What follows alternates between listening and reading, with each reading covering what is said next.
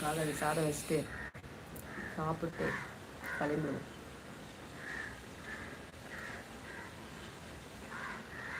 No, எனக்கு யாருக்கும் கொடுத்து பழக்கம் இல்லை, தனியாக தின்னுதான் பழக்கம். அப்படியா?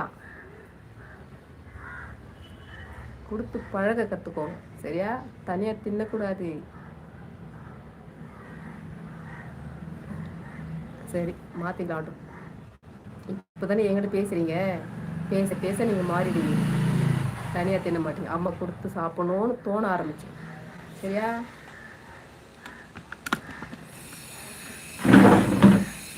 நீங்கள் கமெண்ட் போட்டுருங்க, அம்மா போயிட்டு வர வேலை இருக்கு. என்ன சோறு என்ன வயிறு எனக்கு மட்டும்தான், பெண் சோறு என் வயிறு எனக்கு மட்டும்தான். ஆமாம், அவங்க சோறு அவங்க வயிறு அவங்களுக்கு தான், யார் இல்லைன்னு சொன்னாங்க. ஆனால் சாப்பிட்ற உணவுலையும் சில பேருக்கு ஒரு பிடி தந்து சாப்பிட்டா அது இன்னும் அற்புதமாக இருக்கும்.